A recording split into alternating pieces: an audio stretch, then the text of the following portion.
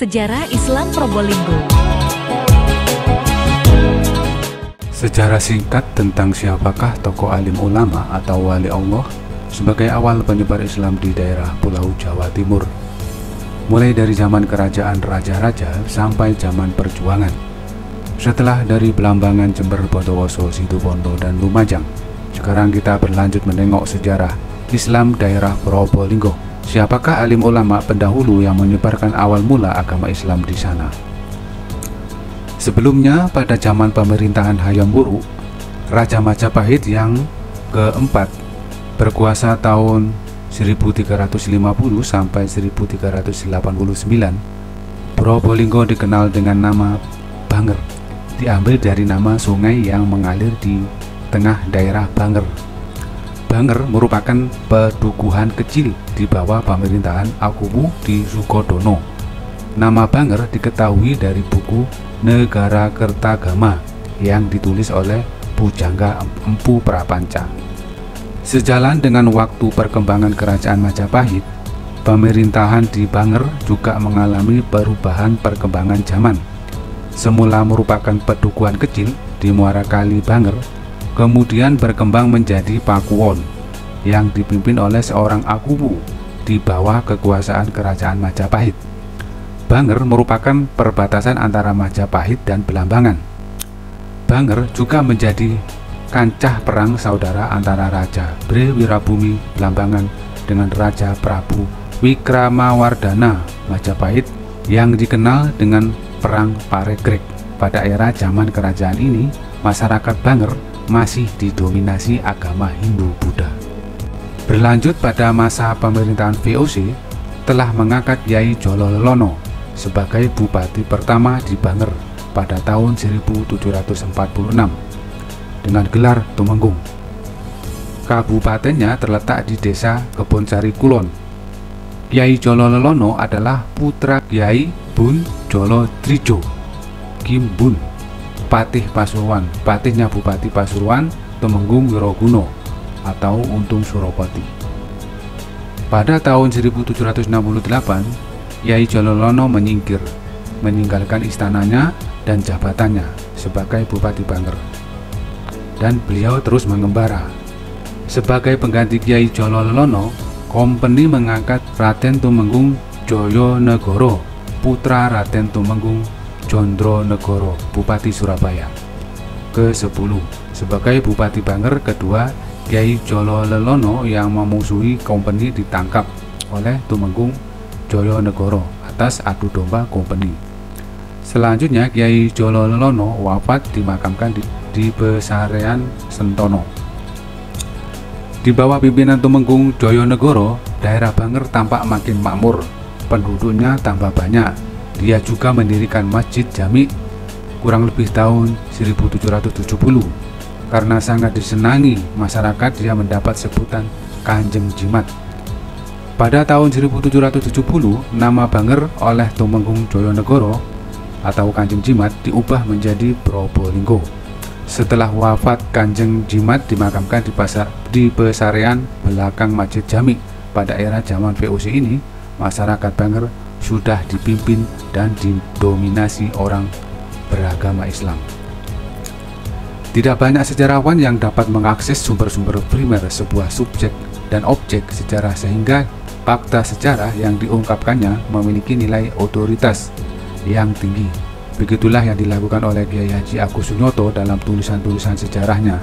Beliau selalu memberikan fakta sejarah baru, terutama terkait sejarah Islam di Nusantara. Cerita-cerita rakyat, sejarah Wali Songo, serta tradisi dan budaya yang berkembang di Nusantara. Kyai Agus Sunyoto adalah sosok sejarawan berdedikasi tinggi. Hal itu terlihat dalam setiap upayanya dalam meluruskan sejarah, seperti memberikan keyakinan kepada masyarakat dan pemerintah bahwa sejarah Wali Songo adalah sebuah fakta, bukan mitos, dengan pendekatan arkeologis dan sejarah total. Ia menulis buku Atlas Wali Songo, buku pertama yang mengungkap Wali Songo sebagai fakta sejarah, dengan mengungkap bukti-bukti yang komprehensif. Semua sumber-sumber primer tentang Wali Songo itu beraksara Jawa. Sumber-sumber primer sejarah Wali Songo yang beraksara Jawa dan tidak mudah diakses lalu membuat beberapa orang menilai bahwa Wali Songo adalah fiktif, bahkan mitos. Kyai Agus Sunoto berhasil menghadirkan sejarah Wali Songo sebagai sebuah fakta sejarah dengan merujuk pada sumber-sumber primer tersebut. Kembali kepada cerita awal perkembangan Islam daerah Probolinggo, di mana kami tertarik dengan kehadiran masjid berarsitektur kuno di kota Probolinggo. Menyimpan sejarah dakwah Islam, masjid yang pernah menjadi tempat persinggahan Syekh Maulana Ishaq ini terletak di Jalan Raya Soekarno-Hatta, Kelurahan Pilang, Kecamatan Kademangan, Kota Probolinggo. Membuat masjid megah ini mudah ditemukan karena memang berada di jalur pantai utara nasional. Namun demikian, Masjid Tiban Babus Salam terlihat lebih rendah dibanding daerah lain di sekitarnya. Sejumlah warga menyebut karena tanah yang menopang Masjid Tiban awalnya merupakan pantai dan hutan bakau yang semakin lama menjadi daratan. Masjid Tiban yang berada di tepi bawah akhirnya tertutup rimbunan hutan bakau.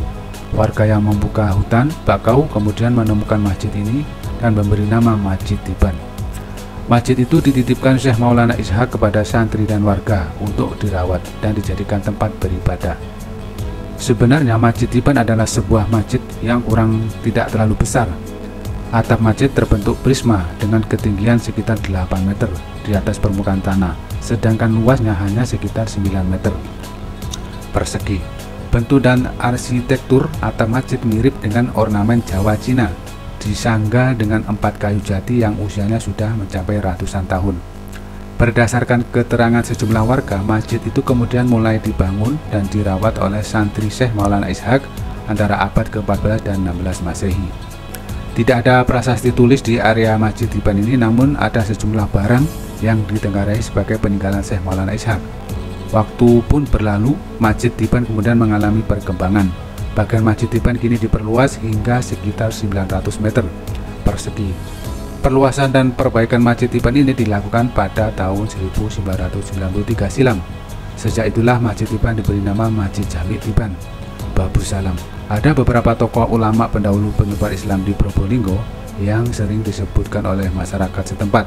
Di antaranya adalah Kiai Sekar, Ki Dada Putih, Raden Samino dan Raden Samindro, Mbah Said Muh, Abdullah Sirotol Mustaqim, Kiai Koiduddin bin Abdullah dan Kiai Haji Muhammad Hasan yang hidup 1840 sampai 1955.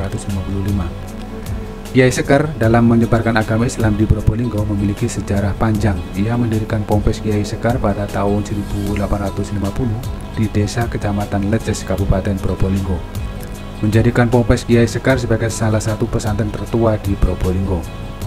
Ki Dada Putih menyebarkan Islam daerah Wonokerto, yaitu pada abad ke-20 Islam mulai masuk ke desa Wonokerto. Agama Islam masuk ke wilayah Wonokerto melalui 2 tahapan. Tahapan pertama dilakukan oleh Ki Dada Putih dengan mengajak masyarakat Grinting atau desa Wonokerto untuk masuk Islam. Oleh karena itu terjadilah pertentangan antara orang Tengger dan dengan Ki Dada Putih yang mengakibatkan meninggalnya Ki Dada Putih dan para pengikutnya. Pada tahun kedua penyebaran agama Islam di desa Wonokerto adalah Raden Samino dan Raden Samindro yang berasal dari Kediri.